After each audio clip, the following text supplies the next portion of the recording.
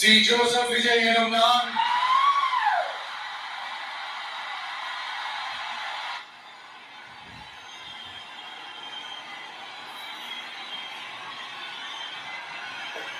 சட்டப்படி அமைக்கப்பெற்ற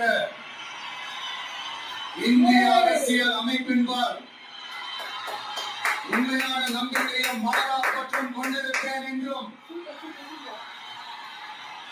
இந்திய நாட்டின் ஒப்பில்லாத முழு முதல் ஆட்சியையும் உரிமையையும் நிலைநிறுத்துவேன் என்றும் தமிழ்நாட்டு அரசின் முதலமைச்சராக உண்மையாகவும் உளச்சான்றின் படியும் என் கடமைகளை நிறைவேற்றுவேன் என்றும்